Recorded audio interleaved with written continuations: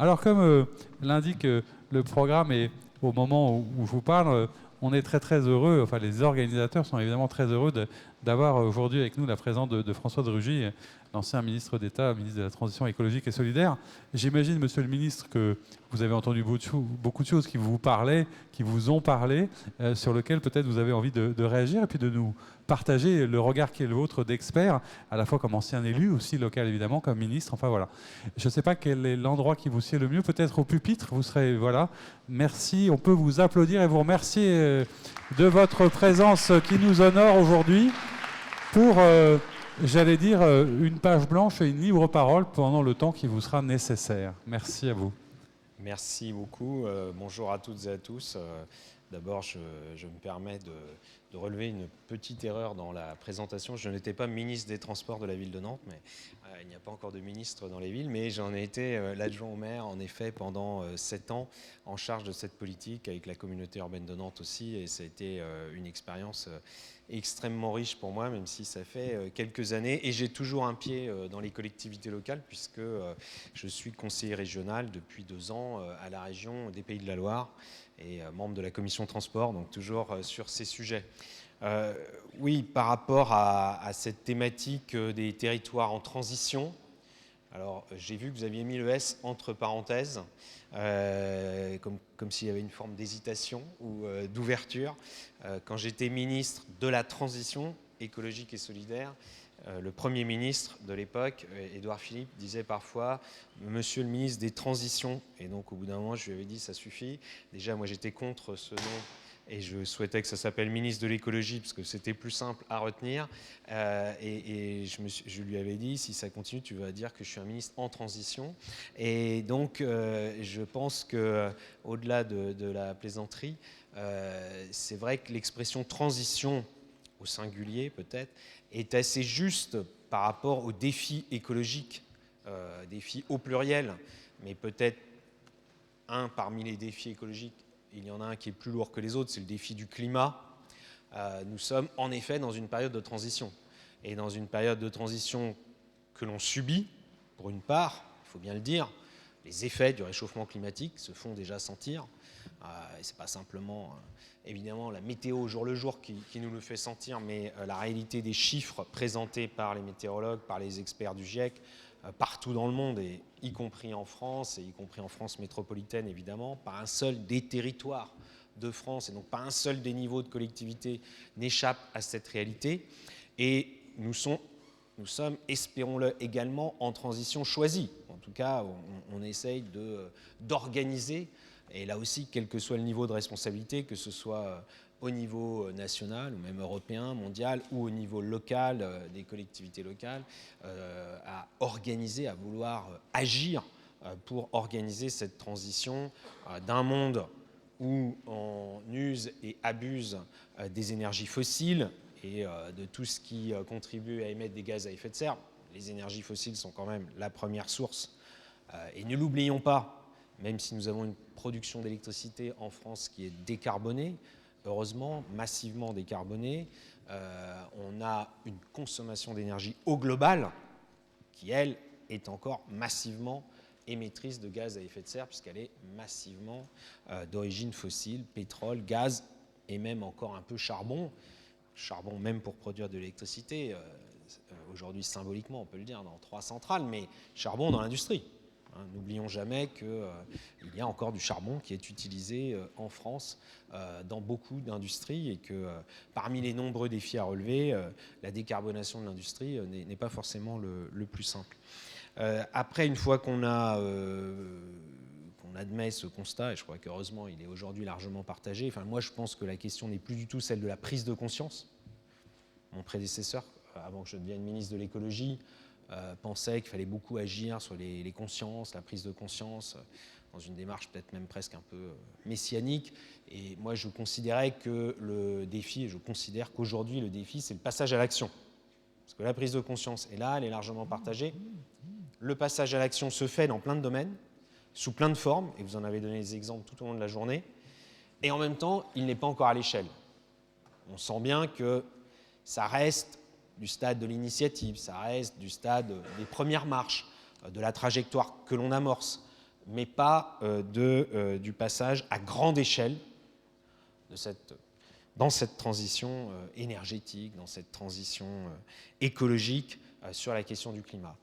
Et sans démagogie, parce qu'en l'occurrence, je pense que je dirais d'autres choses qui vont peut-être chatouiller certaines oreilles, mais je pense que les collectivités locales sont vraiment au cœur du défi que nous avons à relever.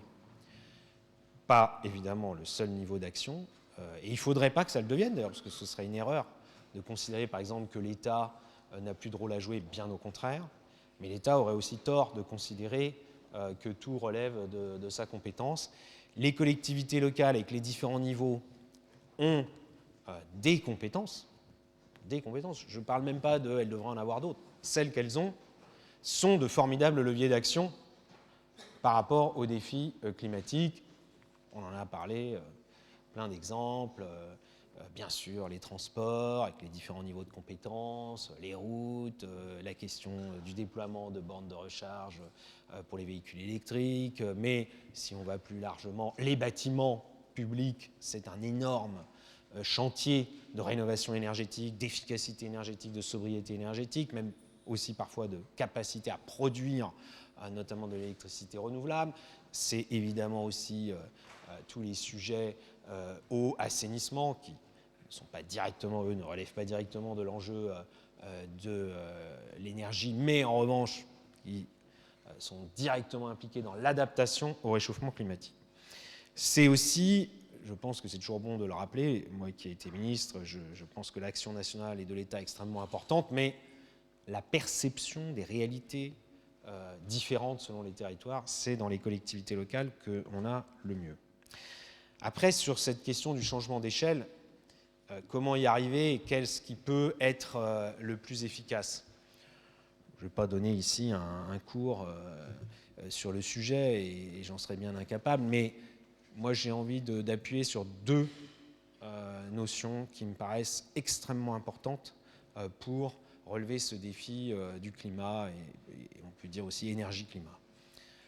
Premièrement, l'innovation.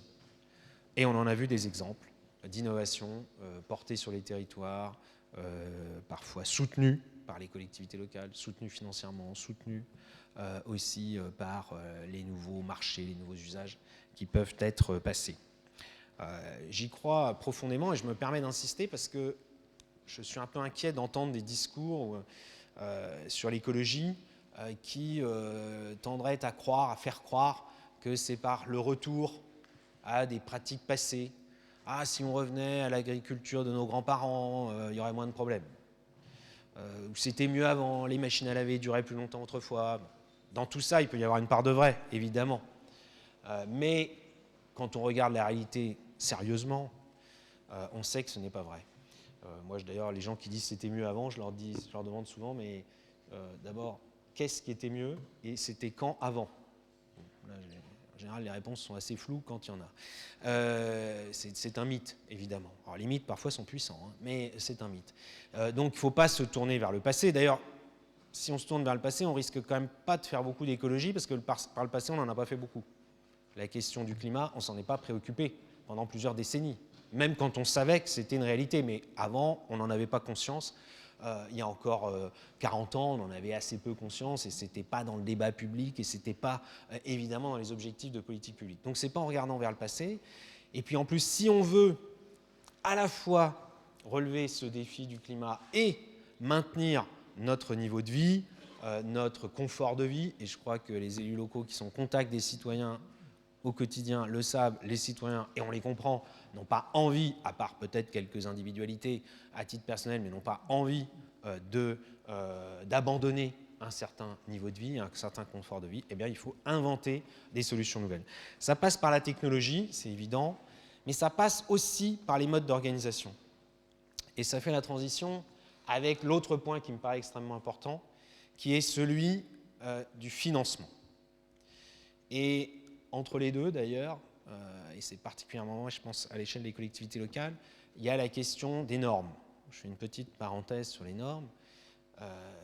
C'est vrai que l'État, au niveau national, le législateur, je l'ai été pendant 14 ans, est un producteur de normes. Et on en rajoute. L'écologie contribue à en rajouter. Mais ce qui est logique, puisqu'on veut avoir des objectifs plus ambitieux. Ça passe toujours par une part d'obligation, une part d'incitation. Après, le cocktail entre les deux, ça fait partie du débat politique de savoir s'il faut faire un peu plus d'obligation, un peu plus d'incitation, quel est l'équilibre. Mais on sait, si on est sérieux, qu'il faut faire les deux.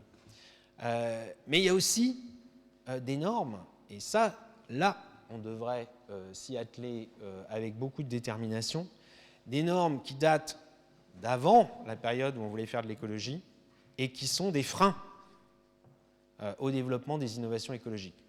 Je regarde monsieur qui nous a présenté tout à l'heure Taxi Rail.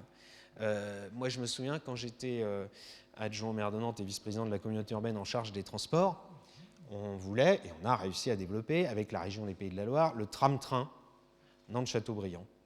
Une ligne qui avait été fermée en 1983 et que l'on voulait réouvrir. Et on s'est dit, on va faire un tram-train. Et nous, élus de la métropole de Nantes, on s'est dit, on a un tramway. Il se trouve que la voie de notre tramway, elle passe très près, à 2 endroits en plus, de cette voie SNCF, enfin, en tout cas ferroviaire, qui n'était plus utilisée. Et donc on dit, nous, on a une solution simple à vous proposer, c'est de faire en sorte que nos tramways puissent se prolonger sur les voies, au moins pour desservir les communes périurbaines. Après, pour aller plus loin, peut-être qu'il faut un tram-train spécifique, mais ça, on peut le faire. On peut même, si vous voulez, l'exploiter.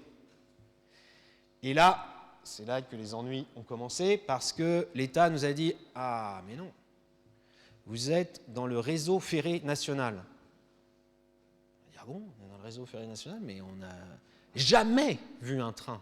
Jamais, parce qu'avant 83, il n'y avait pas de trains nationaux qui circulaient sur cette voie. Il n'y a jamais eu de corail, il n'y a jamais eu de TGV. Les corails, excusez-moi pour les plus jeunes, c'est un peu vieux, mais on a connu ça. Il y en a même encore quelques-uns qui circulent repeints en bleu et rose pour Ouigo. Eh bien, il n'y en avait jamais eu. Ah oui, mais on nous a dit, oui, mais attention, cette voie fait partie du réseau ferré national. Elle est inscrite au réseau ferré national. Et il n'est pas question de la déclasser, parce que nous, on a dit, on pourrait créer un réseau ferré régional, et puis on la met dedans, et puis parce qu'en plus, c'est les collectivités locales qui vont payer. C'est la région et la métropole, et un peu le département. Et nous avons fini par rendre les armes. Et alors, vous allez me dire, oui, mais qu'est-ce que ça change? Ah si, parce que comme c'est le réseau ferré national, il faut que le véhicule, et c'est là que j'en viens à Taxi Rail, le véhicule que vous allez faire circuler sur cette voie, il soit homologué pour résister à une collision avec un TGV. Alors, évidemment, notre tramway nantais, pourtant, est un tramway solide, lourd, parce qu'en fait, à l'origine, c'était un métro. D'Alstom, non, il ne résiste pas à la collision avec un TGV. Donc, il a fallu faire un véhicule spécifique, qui, lui, évidemment, ne peut pas rouler sur le réseau tramway. Ça aurait été trop simple. Et donc, on l'a fait. Alors, vous allez me dire, mais c'est pas grave, on l'a fait. Oui, on l'a fait. Et heureusement, les élus locaux que nous étions et que nous sommes, on n'a pas lâché l'affaire. Je passe sur l'exploitation, où évidemment la grande dame SNCF a dit mais c'est le réseau ferré national, à l'époque il n'y avait pas l'ouverture à la concurrence, c'est à moi bien sûr. Ça a coûté plus cher. Voilà, c'est ça le résultat, c'est que ça a coûté beaucoup plus cher. C'est pour ça que je fais le lien avec le financement. Alors vous allez me dire oui mais vous l'avez fait, donc c'est bien que vous avez trouvé l'argent, tout ça. Oui, mais chaque fois que l'on fait quelque chose qui coûte plus cher, et il faut le dire en plus, souvent les sujets écologiques coûtent plus cher. Il ne faut pas se raconter d'histoire, il ne faut pas mentir aux gens. Dire isoler les bâtiments, ça ne coûtera pas plus cher que de ne pas les isoler, ce n'est pas vrai. Et d'ailleurs, si pendant longtemps on ne l'a pas fait, c'est parce que c'était une économie qu'on faisait comme ça. Alors bien sûr, il peut y avoir un retour sur investissement, etc. Oui. Alors on pourrait parler aussi section d'investissement et section de fonctionnement dans les budgets des collectivités locales, sont quand même un frein massif au développement de tout ce qui permet justement d'intégrer le coût de fonctionnement en face du coût d'investissement. Mais là, ça nous emmènerait loin. Mais il faudrait quand même y réfléchir, parce que sinon, on n'avancera pas. Et donc, il faut quand même qu'on trouve des solutions pragmatiques, réalistes, sur tous ces sujets, et que quand des normes empêchent cela, et donc je réfléchissais au Taxi Rail, j'ai dit, si on vous fait le coup de la collision avec le TGV, là, vous n'êtes pas sorti de l'auberge. Ou même avec un TER. Et donc, il faut qu'on soit capable. Alors, on va dire, oui, mais telle voie, parce que ce que vous avez dit est très concret, dire à partir de 18h, il n'y a plus de TER sur cette voie, nous, on pourrait circuler, mais on va vous faire le coup, quand même, je pense, de l'histoire de la collision avec le TER, qui, on ne sait jamais, pourrait circuler au-delà de 18 heures. Donc c'est quand même des sujets concrets si on veut avoir en la matière de l'innovation et des coûts raisonnables. Je pourrais vous parler aussi d'un bateau-bus qu'on a voulu créer, et que nous avons créé d'ailleurs, mais quand on a réuni tout le monde, parce que quand on s'attaque aux voies fluviales, on avait fait une coupe de la voie fluviale, tous les acteurs qui sont concernés par une partie de la voie, et nous avions invité l'État, bien sûr, et il dit voilà, on veut faire une ligne de transport en commun. Il dit monsieur l'adjoint, c'est très bien. Ouais. Alors, c'est une ligne de transport en commun régulière sur un fleuve, mais qui passe dans un tunnel. Je lui dis oui, c'est vrai. Eh bien, il me dit ça n'existe pas. Il n'y a pas de réglementation pour ça. Ben, je dis c'est très bien, on fait ce qu'on veut. Ah non, monsieur, il faut d'abord que nous fassions une réglementation. Je dis, ah bon, mais ça prendra combien de temps? Ah ben, il y en a au minimum pour 2 ans, parce que nous allons réunir le ministère des Transports et le ministère de l'Intérieur. Car, naturellement, il y a une dimension incendie qui doit être prise en compte, et c'est le ministère de l'Intérieur. Et bah, vous comprenez bien, des réunions interministérielles, tout ça, bon, il y en a pour 18 mois, 2 ans. Ce qui s'est produit, hein. On l'a fait quand même, mais voilà, à chaque fois, des surcoûts et de la lenteur, alors qu'on veut aller plus vite et qu'on veut financer. Et je finis en disant que je crois qu'il faut aussi que les collectivités locales innovent et se saisissent des innovations en termes de mode de gestion et donc de financement. Tout à l'heure, quelqu'un ne m'en voudra pas que je rebondisse sur ce qu'il a dit, il disait mais c'est pas normal, vous vous rendez compte, l'Europe, la méchante Europe, veut que la SNCF rembourse des aides, etc. Et ouais, c'est pas bien, etc. Ouais. Bon, alors imaginons juste un petit instant qu'il y ait en France une entreprise étrangère, déjà, oulala, grande méchante entreprise étrangère, allemande, allons-y, le grand méchant capitalisme allemand, qui viendrait et qui prendrait des parts de marché sur, allez au hasard, le ferroviaire, dans des appels d'offres au hasard sur les TER, et qui, dans son pays, serait en situation de monopole et bénéficierait de milliards d'aides publiques ou d'allègements d'aides, ce qui revient à peu près au même. Je pense que toutes et tous, nous dirions que c'est quand même de la concurrence déloyale. Bon, bah, c'est à peu près ce que fait la SNCF quand même, hein, puisque notre ami sénateur l'a bien expliqué, la SNCF part à la conquête des marchés à l'étranger, mais elle voudrait être toute seule dans notre pays. On a fait une loi en 2018 pour l'ouverture à la concurrence, pas pour le plaisir de l'ouverture à la concurrence, mais parce qu'à un moment donné, on a fait un constat simple et que l'on peut faire en tant qu'élu national, comme en tant qu'élu local, comme en tant qu'usager des transports, et j'en suis un et depuis fort longtemps, c'est qu'un système qui ne marche pas, c'est-à-dire qui coûte de plus en plus cher avec des résultats qui ne sont pas bons, c'est pas parce qu'on met plus d'argent qu'il marche mieux. Je pense que monsieur le sénateur qui a fait des rapports sur le financement sera d'accord avec moi. Moi, je prends une comparaison simple, parce que j'aime bien la voiture aussi. Une voiture, si le moteur ne marche pas bien, vous mettez plus d'essence dedans, elle ne va pas mieux marcher. Elle risque même de se mettre à fumer encore plus et peut-être même de finir par se casser.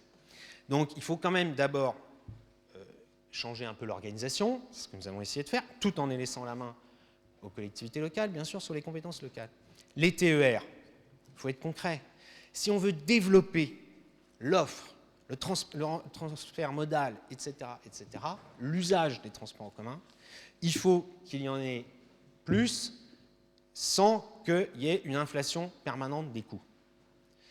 Et une des façons de le faire, c'est comme ça dans à peu près tous les secteurs économiques, c'est de permettre d'avoir le choix. Alors non pas à l'utilisateur, parce que ça serait un peu compliqué à gérer, mais à la collectivité qui finance. Je le rappelle quand même sur les TER, plus de 75% du coût de fonctionnement assuré par les collectivités régionales. Ça s'appelle donc l'ouverture à la concurrence. Et il faut que les collectivités s'en saisissent, parce que si, je vais aller un peu plus loin, les collectivités régionales, et d'ailleurs chacun pourra vérifier, quelle que soit leur couleur politique, et quelle que soit leur grande déclaration d'il y a 1 an ou d'il y a 2 ans, continuent à toujours attribuer les lots qui sont ouverts à la grande dame historique, qui fait un certain nombre de promesses qui, tout le monde le sait, sont intenables, il n'y aura pas de vraie concurrence. Et assez rapidement, en fait, il n'y aura toujours qu'un seul opérateur et on n'aura toujours pas le choix. Et ce sera toujours dommage parce que nos opérateurs français français, parce qu'il y en a plusieurs, il faut le rappeler, hein, il n'y a pas besoin d'aller chercher des concurrents étrangers, quand ils vont à l'étranger, et ils y vont, ils démontrent leur savoir-faire pour baisser les coûts et augmenter la fréquence et augmenter la fréquentation. En l'occurrence, Transdev ou Keolis font ça très bien en Allemagne, par exemple. C'était un exemple. Deuxième et dernier exemple, je vous rassure, hein, sur les travaux de rénovation énergétique. L'Assemblée nationale et le Sénat viennent d'adopter une loi sur le tiers-financement pour les travaux de rénovation énergétique des bâtiments publics. Tiers-financement ouvert d'ailleurs à l'État et aux collectivités locales. Je n'ai pas travaillé sur cette loi parce que je ne suis plus député depuis un an, mais je pense que c'est un outil extrêmement intéressant dont il faut se saisir parce que si on continue à faire les choses au rythme où on les fait aujourd'hui, on refera le même colloque dans 10 ans. Monsieur de Brabois, vous pouvez déjà prendre rendez-vous et reprendre à peu près le même ordre du jour. On le sait, c'est un chantier énorme, la rénovation énergétique des bâtiments. On le sait aussi, c'est indispensable. Si on veut baisser les émissions de gaz à effet de serre, quelqu'un l'a redit tout à l'heure dans une table ronde, c'est pas compliqué à retenir, 30% des émissions, c'est lié au logement tertiaire. Dans le tertiaire, on peut mettre tous les bâtiments publics, et l'autre 30%, c'est les transports, et à l'intérieur des transports, c'est essentiellement la voiture individuelle. Et ce n'est pas les avions et les gros bateaux. Il faut aussi arrêter avec la démagogie de faire croire que si on coupe la tête à quelques coupables tout trouvés, on va régler les problèmes, alors qu'en réalité, c'est des choses de fond auxquelles il faut s'attaquer. Et sur les bâtiments, on le sait, si on s'en tient au budget d'investissement des collectivités locales d'aujourd'hui, ou de l'État d'ailleurs, même si on accélère un peu, même si on dégage des nouvelles enveloppes, on y sera encore dans très longtemps. Et donc cette question du tiers-financement, qui est une façon d'amener du financement privé pour réaliser ces travaux, et du coup avoir un effet de masse assez rapidement. Mais on peut dupliquer la même idée sur le déploiement des bornes de recharge, on peut dupliquer la même idée sur le renouvellement de tout l'éclairage urbain. Eh bien, c'est avec des marchés de performance énergétique, c'est avec l'intervention d'opérateurs privés qui apporteront et leur savoir-faire et leur financement. Évidemment, en échange, il n'y a pas d'argent magique, il y aura à payer dans le temps un certain coût d'exploitation qui sera maîtrisé par contrat, qui sera défini clairement avec des pénalités si les objectifs ne sont pas atteints, ce qui en matière de performance énergétique est quand même extrêmement important, parce qu'une chose est de dire je fais des travaux et j'aurai des réductions, une autre est de le constater. Et ensuite, de vérifier que ça a bien été le cas. Et ça, aujourd'hui, en plus, on a des outils qui permettent de mesurer concrètement et les baisses de gaz à effet de serre et les baisses de consommation d'énergie, puisque ça va de pair en la matière. Donc voilà, moi, ce que je voulais dire pour conclure cette journée. Vraiment, encore une fois, un message d'optimisme. Ce défi, nous pouvons le relever, nous pouvons y arriver. Si tout le monde s'y met, les collectivités sont au cœur de ce défi, ont des leviers, d'autant plus si on fait preuve d'innovation et sur les process et sur le financement. Merci. Merci beaucoup. Merci beaucoup, Monsieur le Ministre, pour ces mots à la fois d'ouverture, de conclusion, d'avoir rebondi sur nos propos et d'avoir partagé avec vous votre expérience et votre regard avisé.